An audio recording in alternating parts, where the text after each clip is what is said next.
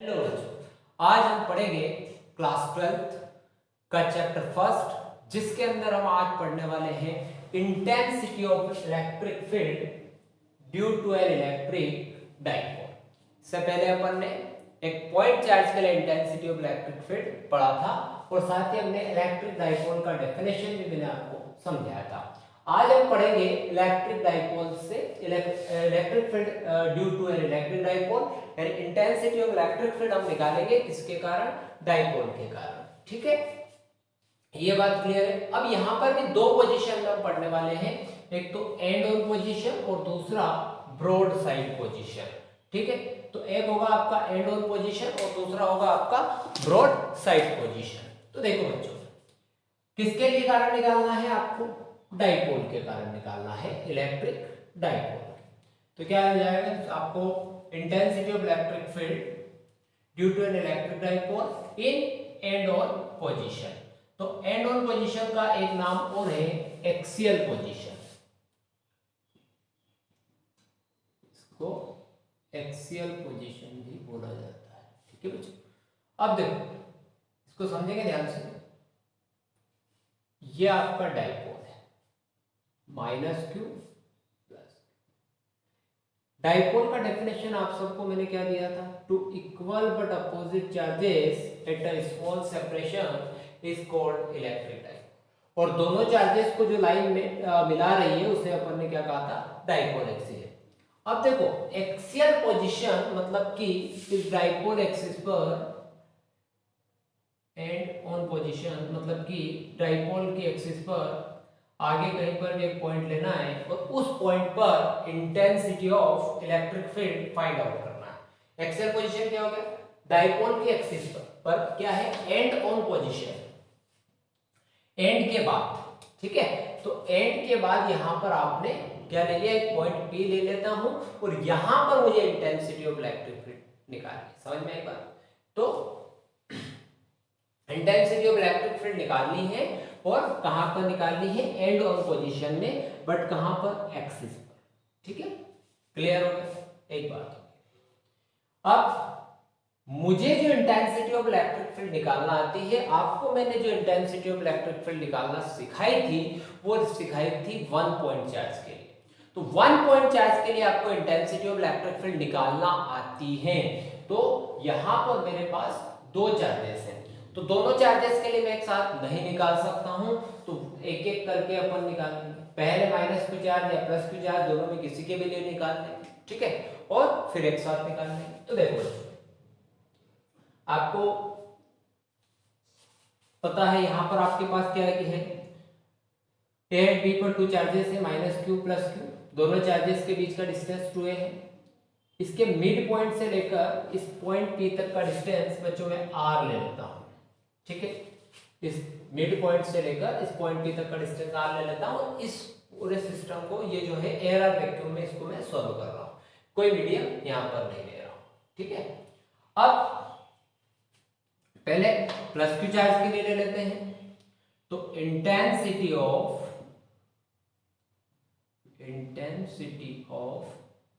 Electric field due two plus Q charge. ठीक है, अब प्लस क्यू चार्ज से निकाला है, मैंने कहा ना वन बाय वन निकालेंगे, पहले प्लस क्यू चार्ज। तो उसके लिए इंटेंसिटी ऑफ इलेक्ट्रिक फील्ड का फार्मूला कल जब डिराइव किया था इससे पहले वाले लेक्चर में, तो क्या आया था? 1/4πε0 q अपॉन r स्क्वायर। ठीक है, तो यहां पर हमारा डिस्टेंस क्या हो गया? r वहां पर डिस्टेंस था, यहां डिस्टेंस क्या है आपका? b। एक महत्वपूर्ण बात, वहां पर मैंने आपको एक बात कही थी कि प्लस क्यू चार्ज के लिए जो डायरेक्शन होगा वो चार्ज से अपन दूर की तरफ लेंगे, मतलब कि आउटसाइड लेंगे, और माइनस क्यू चार्ज के लिए तो माइनस क्यू चार्ज की तरफ लेंगे, toward the minus Q charge. तो यहां पर प्लस क्यू चार्ज है, इसका मतलब इसका डायरेक्शन इस प्लस क्यू चार्ज से दूर जाएगा, यानी कि बाहर की तरफ जाएगा। तो ये आपका आ गया E1। तो डायरेक्शन क्या होगी बच्चों? Along B। ठीक है, ओपी भी लिख सकते हैं, कोई प्रॉब्लम। तो बीपी का डिस्टेंस क्या दिख रहा है आपको 1/4 पाई प्लस क्यू अपॉन, ये डिस्टेंस हाफ हाफ कर दी।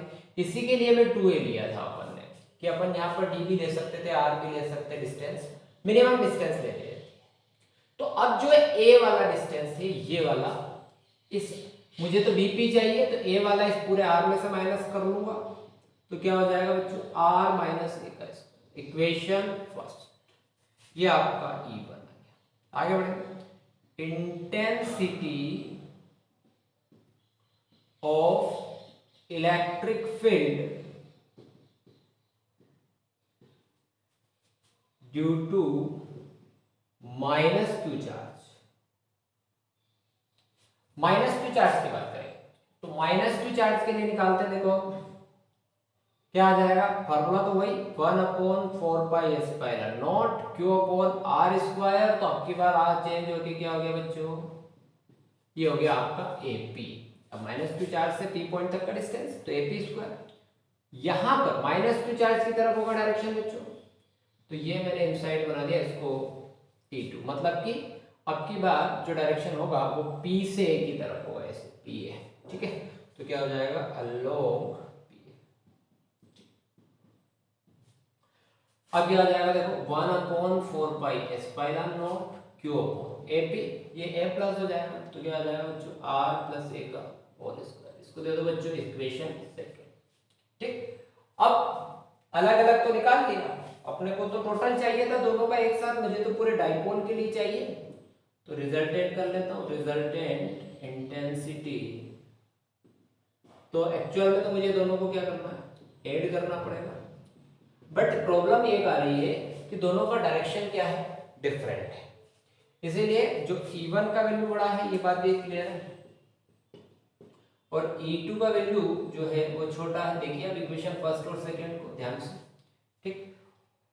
और दूसरी चीज, एक तरीका तो ये हो गया, देख लिया अपन ने कैसे, इस इक्वेशन देख के भी पता पड़ रहा है कि E1 वाला बड़ा E2 वाला छोटा है, या फिर अपन ये देख लें कि इस P पॉइंट की डिस्टेंस कहां से ज्यादा है। तो क्या अपन ने पढ़ा था E inversely proportional R square, मतलब कि डिस्टेंस इंक्रीज होने पर इंटेंसिटी ऑफ इलेक्ट्रिक फील्ड भी क्या हो जाएगा, कम हो जाएगा। तो यहाँ पर देखो डिस्टेंस क्या हो गया, इंक्रीज हो गया, इंटेंसिटी ऑफ इलेक्ट्रिक फील्ड भी क्या हो गया, डिक्रीज हो गया। तो दोनों का डायरेक्शन डिफरेंस है, तो E2 वाले का डायरेक्शन में क्या कर दूंगा, रिवर्स कर दूंगा, ताकि दोनों का डायरेक्शन क्या हो जाए, सेम हो जाए। तो जो समझे आप, ये जैसे आपका E1 था और इस E2 का डायरेक्शन मैंने रिवर्स कर दिया तो माइनस E2 हो गया। सिंपल सा वेक्टर चल रहा है बेटा, ठीक है, क्योंकि पहले के लिए कहा था कि ये कौन सी क्वांटिटी है, ये वेक्टर क्वांटिटी थी, ठीक।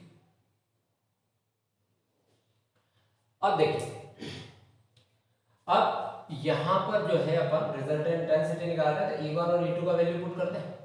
तो E is equal to, E1 का वैल्यू हो जाएगा आपका 1/4 pi epsilon naught q upon r minus a का square minus 1/4 pi epsilon naught q upon r plus a का होल स्क्वायर। दोनों में से q upon 4 pi epsilon naught क्या करो, कॉमन निकाल लो, अंदर बचेगा 1/r minus a square minus r plus a, ठीक है। अब क्या हो जाएगा देखो बच्चों, q upon 4 pi epsilon not, यहां पर आप क्या करें, एलसीएम ले लेंगे तो क्या हो जाएगा, ये आ जाएगा बच्चों r स्क्वायर a स्क्वायर का होल स्क्वायर, इससे डिवाइड करेंगे क्या आ जाएगा, r प्लस a का whole square r minus a का whole square, a square minus b square का फॉर्मूला, तो q upon 4 pi epsilon naught r plus a r minus a plus b, फिर हो जाएगा r plus a minus b, तो ये minus r, ये क्या हो जाएगा plus a upon r square minus a square का whole square minus r plus r minus a plus, ये आ गया बच्चों q upon 4 pi epsilon naught, r और r क्या हो गया 2r, a और a क्या हो जाएगा 2a upon r square minus a square का होल स्क्वायर। अब देखो क्या पढ़ाया था, q इंटू 2a, कल डाइपोल मोमेंट होता है, q इंटू 2a क्या होता है, डाइपोल मोमेंट होता है, तो p इज इक्वल टू क्या हो जाता है q इंटू 2a। दूसरी चीज यहां पर क्या सिखाया था कि two equal but opposite charges at a small separation, मतलब सेपरेशन बहुत कम है, छोटा है, और ये आर वाला सेपरेशन के कंपेयर में क्या हो जाएगा, ये वाला बहुत कम है, और कम है और कम का भी आपने स्क्वायर कर दिया तो इसको तो क्या करते हैं, ए स्क्वायर को यहाँ क्या कर सकते हैं, नेग्लिजिबल, तो ए स्क्वायर इज नेग्लिजिबल। ठीक है बच्चों, ए स्क्वायर को छोड़ के चलेंगे तो Q upon 4 pi epsilon naught two R into two A, R square square हो जाएगा तो स्पेस में करें आर स्क्वायर, ये आर से आर कैंसिल, ये हो जाएगा आपका आर क्यूब, और क्यू इंटू टू ए की जगह क्या लिखा अपन ने, पी। ठीक है, ये क्यू इंटू टू ए के प्लेस पर पी आ जाएगा, तो ये आ गया बच्चों आपका 1 upon 4 pi epsilon naught two P upon, ये हो जाएगा आपका आर क्यूब, यूनिट क्या होता है, न्यूटन पर कूलम। ठीक है, अगर मैं इसको किसी मीडियम के अंदर पुट कर देता हूं, ठीक है, तो when place in dielectric medium, तो अगर मीडियम के अंदर आप इसे पुट कर देते हैं, मैं अगर इसे किसी मीडियम में रख देता हूं, यानी कि किसी डाइइलेक्ट्रिक मीडियम में रख दिया जाता है, तो उस कंडीशन में आपका डेरिवेशन इस टाइप से हो जाता है, 1 अपॉन 4 पाई एप्सिलॉन नॉट क्या आ जाएगा बच्चों, के 2p upon are cube newton per coulomb. ये आपका इंटेंसिटी ऑफ इलेक्ट्रिक फील्ड है एक्सियल पोजीशन में। ठीक है, यानी कि डाइपोल के लिए इंटेंसिटी ऑफ इलेक्ट्रिक फील्ड क्या होगा, E inversely proportional R cube. ठीक है, तो ये आपका एंड ऑन पोजीशन, या फिर इसे एक्सियल पोजीशन भी अपन बोल सकते। Electric field due to an electric dipole, इसके लिए इन ब्रॉड साइड पोजीशन।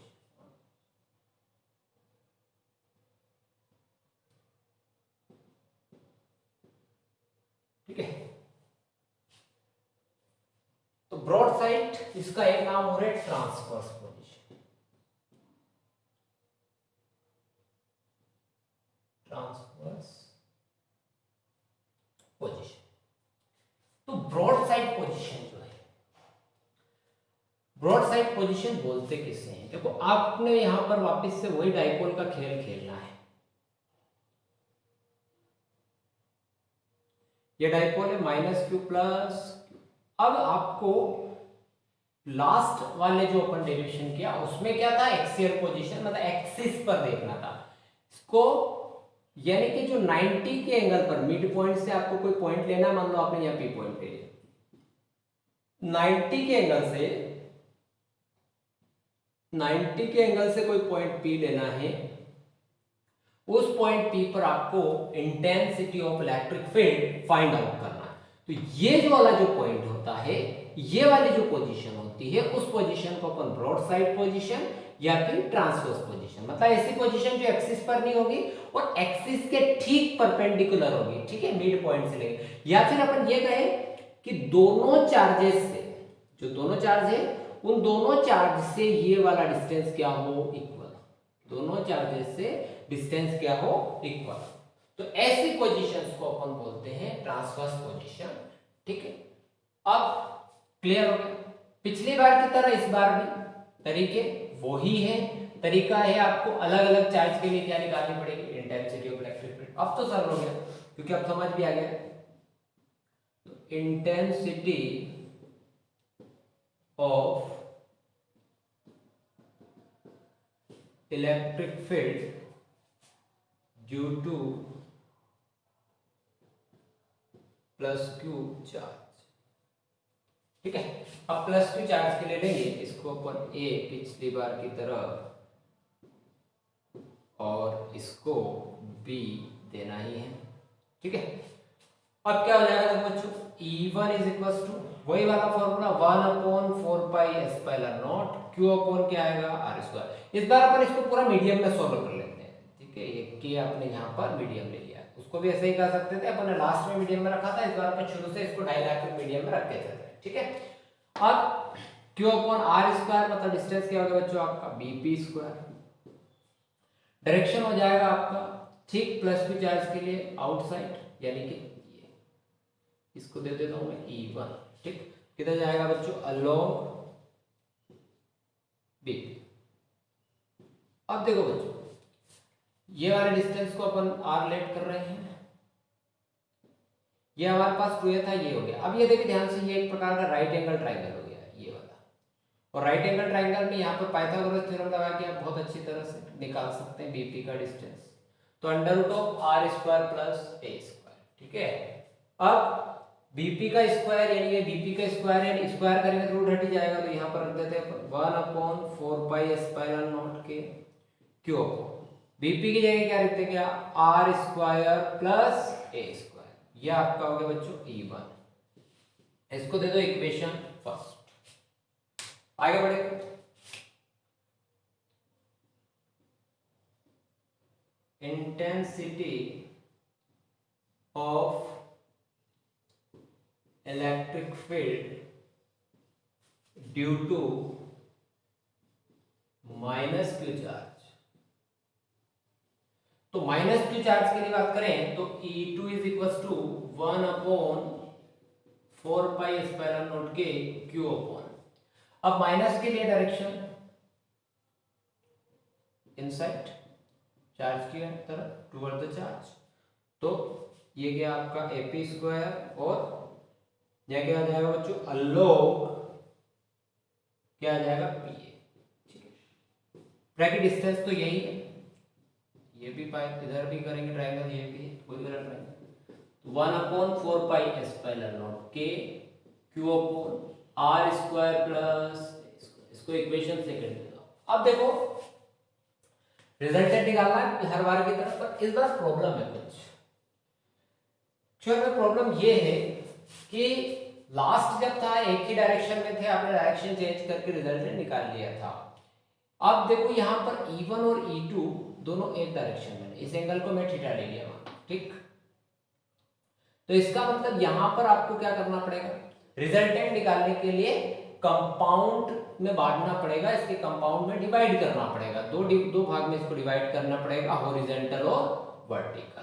तो इस E1 के मैं दो भाग कर रहा हूं, इस E1 के मैं यहां पर दो भाग कर देता हूं। देखो पहला भाग ये इसका वर्टिकल और ये इसका हॉरिजॉन्टल, ये थीटा है, ये भी थीटा होगा और ये भी थीटा होगा, और हमें अच्छे से पता ये थीटा के साथ वाला cos थीटा हो जाता है और ये वाला आपका क्या हो जाएगा sin थीटा। तो ये E1 के दो कंपोनेंट कर लिए। सिमिलरली E2 के भी दो कंपोनेंट करेंगे। E2 का ये वर्टिकल कंपोनेंट हो जाएगा जिसका डायरेक्शन नीचे की तरफ होगा, ये हो गया बच्चों E2 sin थीटा, और इसका एक और कंपोनेंट इधर हो गया, ये हो गया आपका E2 cos थीटा। तो E1 cos थीटा और E2 cos थीटा दोनों ही एक ही डायरेक्शन में है। E1 cos थीटा और E2 cos थीटा दोनों ही एक ही डायरेक्शन में है, तो ये तो ऐड हो ही जाएंगे आसानी से। अब देखो E1 sin थीटा और E2 sin थीटा दोनों अपोजिट डायरेक्शन में, और E1 और E2 का वैल्यू देखो इक्वेशन फर्स्ट सेकंड में इक्वल है, तो इक्वल बट अपोजिट डायरेक्शन में, तो क्या कर देंगे, कैंसिल कर देंगे भाई। E1 sin थीटा और E2 sin थीटा जब डायरेक्शन सेम करेंगे तो क्या हो जाएगा, E1 sin theta minus E1 sin theta, क्योंकि दोनों का वैल्यू सेम है इसलिए E2 की जगह भी क्या लिखा जा सकता है E1। तो E1 sin theta E2 sin theta एक दूसरे को क्या कर देंगे, कैंसिल कर देंगे, और E1 cos थीटा और E2 cos theta same direction में होने के कारण क्या हो जाएगा बच्चों, ऐड हो जाएंगे। तो A is equal to E1 cos theta और E2 की जगह भी मैं E1 पुट कर देता हूं क्योंकि दोनों का वैल्यू क्या है, सेम है। तो ये हो गया बच्चों आपका 2E1 cos थीटा। अब 2 इंटू E1 का वैल्यू पुट कर देते हैं डायरेक्टली, तो क्या होगा 1/4 pi epsilon naught q upon r square plus a square. यहां पर cos थीटा है तो cos थीटा को निकाल लेते हैं। cos थीटा क्या होगा, बेस अपॉन हाइपोटेन्यूज, यहां पर बेस a और hypotenuse under root r square plus a square, तो यह आपका हो जाएगा यहाँ a upon under root of r square plus a square. तो 1/4 pi epsilon naught q into 2a upon ये हो जाएगा आर स्क्वायर ए स्क्वायर, यहां पर पावर 1 और यहां पर हाफ, हाफ और 1 3/2, ठीक। q इंटू 2a पिछली बार की तरह फिर क्या होता है, डाइपोल मोमेंट p होता है, और यहां पर r का वैल्यू बहुत ज्यादा होगा किससे, इस ए से, ये आर का वैल्यू ज्यादा होगा ए के कंपेयर, क्योंकि ए का वैल्यू कम था और उसका भी आपने क्या करा, स्क्वायर किया है, तो ए स्क्वायर क्या हो जाएगा बच्चों, नेग्लिजिबल। ठीक है, तो 1/4 पाई स्क्वायर नॉट, ये हो जाएगा पी अपॉन आर स्क्वायर की पावर क्या होगी बच्चों, 3/2। ठीक है, ये तो नेग्लिजिबल हो गया, ए स्क्वायर से स्क्वायर कैंसिल हो गया, तो 1/4 पाई स्क्वायर नॉट के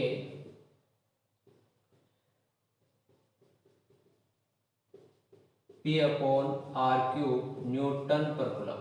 ये बच्चों आपने अब की बार क्या करा था, मीडियम में लिया था, डाइलेक्ट्रिक मीडियम। अगर एयर आर वैक्यूम में बोलता तो इन एयर आर वैक्यूम तो सभी को पता है कि एयर आर वैक्यूम में डाइलेक्ट्रिक कांस्टेंट का वैल्यू कितना होता है, 1 होता है, तो K इज इक्वल टू क्या हो जाएगा 1, तो A is equal to 1/4 pi epsilon naught P upon R cube newton per coulomb. तो ये ठीक उसका हाफ आया है एक्सियल पोजीशन का, मतलब कि एंड ऑन पोजीशन में जो इंटेंसिटी ऑफ इलेक्ट्रिक फील्ड होती है वो इसकी ठीक डबल होती है, वहां पर 2p अपॉन आर क्यूब आया था, यहाँ p अपॉन आर क्यूब आया है। ठीक है बच्चों, ये दोनों डेरिवेशन बहुत इंपॉर्टेंट भी है बोर्ड के हिसाब से भी और कंपटीशन के हिसाब से भी, दोनों फार्मूले इंपॉर्टेंट है और कंपटीशन में डेरिवेशन का कोई मतलब नहीं बनता है। ठीक है, थैंक यू वेरी मच, मिलते हैं अगले वीडियो लेक्चर में। ठीक है, अभी तक आपने चैनल को सब्सक्राइब नहीं किया है तो सब्सक्राइब जरूर कर दीजिए। Thank you.